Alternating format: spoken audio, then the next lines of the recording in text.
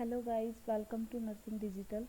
सो हम नोट्स 22 के लिए एक इम्पोर्टेंट टॉपिक की सीरीज़ स्टार्ट करने जा रहे हैं। उसमें आपको जो भी इम्पोर्टेंट टॉपिक्स है, जो क्वेश्चंस हमेशा पूछे ही जाते हैं और उसमें बहुत कन्फ्यूज़न रहता है, तो उसमें कुछ इजी ट्रिक्स के थ्रू मैं आपको बताऊंगी, जिससे आपको काफ़ी हेल्पफुल रहेगा। सो इसमें जो फर्स्ट टॉपिक है वो है कि अबॉर्शन। अबॉर्शन जो टॉपिक है उससे हमेशा क्वेश्चन पूछते ही हैं और उसमें हम कंफ्यूज हो जाते हैं, आते आते क्वेश्चन भी हमारा गलत हो ही जाता है। सो इसमें जो है अबॉर्शन की जो first and second trimester less than 20 weeks की, उसमें जो पेशेंट आती है कंप्लेन लेके ब्लीडिंग की, तो उसमें मतलब कौन कौन से हम कैसे आइडेंटिफाई करेंगे कि अबॉर्शन की वजह से हो रही है, एक्टोपिक प्रेगनेंसी या मोलार प्रेगनेंसी, मतलब किस वजह से, उसका रीज़न क्या है। तो इसमें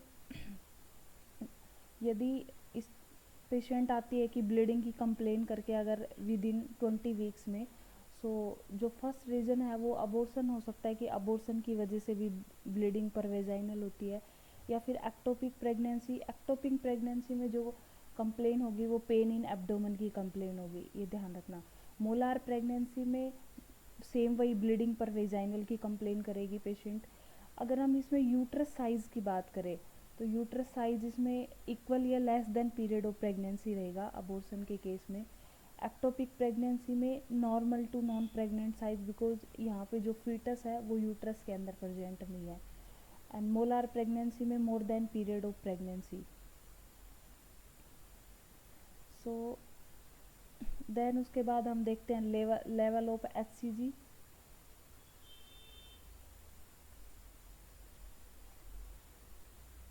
लेवल ऑफ एचसीजी में इसमें लेस देन नॉर्मल प्रेगनेंसी रहेगा, नॉर्मल प्रेगनेंसी में से भी लेस देन रहेगा एचसीजी का लेवल। इसमें भी सेम वही एक्टोपिक प्रेगनेंसी में भी सेम रहेगा, बट यहाँ पे जो मोलार प्रेगनेंसी है उसमें मोर देन नॉर्मल प्रेगनेंसी से ज़्यादा रहेगा। इनका जो बेस्ट डायग्नोसिस है वो सभी का होता है यूएसजी। और इसमें जो अबॉर्शन है उसमें तो प्रोडक्ट ऑफ कंसेप्शन यूट्रस में रहता है, सो इसीलिए यहाँ पे इक्वल या less than period of pregnancy uterus size देखने को मिल रहा था।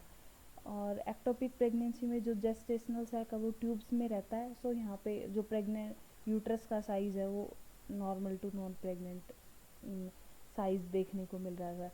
और इसमें मोलार प्रेगनेंसी में यहाँ में हमें स्नो स्टॉर्म अपीयरेंस देखने को मिलेगा, ये इम्पोर्टेंट है। स्नो स्टॉर्म अपीयरेंस देखने को मिलेगा मोलार प्रेगनेंसी में, तो उससे फाइंड आउट हो जाएगा कि रीज़न क्या है, कि उस जो पेशेंट है उसको ब्लीडिंग किस वजह से हो रही है।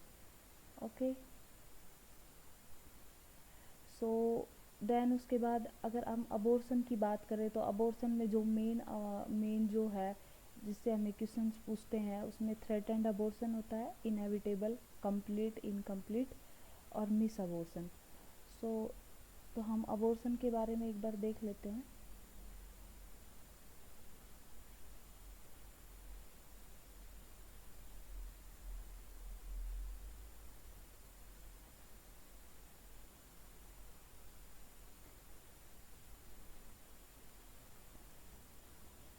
हाँ जी, तो अबॉर्शन में भी जैसे कि ये ध्यान रखना है कि अबॉर्शन में भी इंटरनल ओस क्लोज है, इंटरनल ओस ओपन है।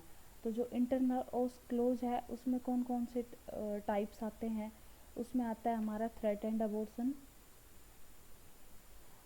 थ्रेट एंड कंप्लीट अबॉर्शन और मिस अबॉर्शन।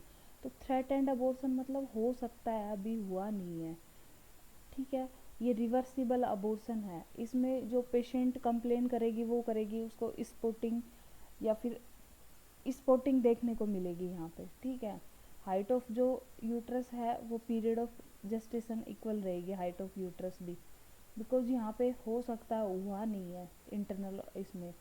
और देन उसके बाद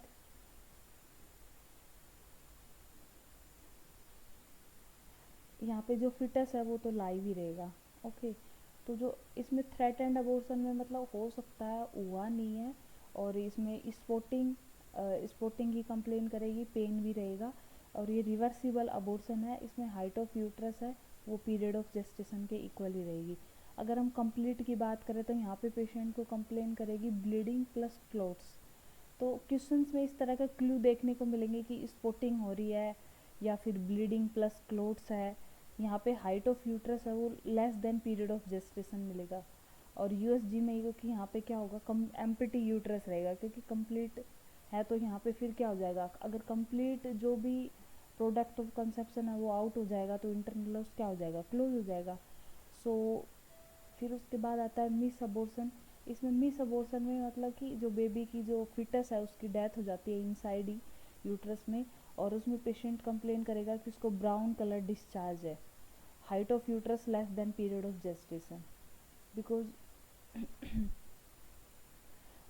तो इसमें जो मिस अबॉर्शन में वो क्या ध्यान रखना है कि ब्राउन कलर डिस्चार्ज एक क्लू मिल जाएगा आपको, इससे पहचानना है कि मिस अबॉर्शन में इस तरह का होता है, जो कि कंप्लीट में होता है, उसमें ब्लीडिंग प्लस क्लोट्स देखने को मिलेगा, और यूएसजी में यहाँ पे एम्प्टी यूट्रस देखने को मिलेगा, यहाँ पे इंटरनल ऑस क्लोज हो जाएगा।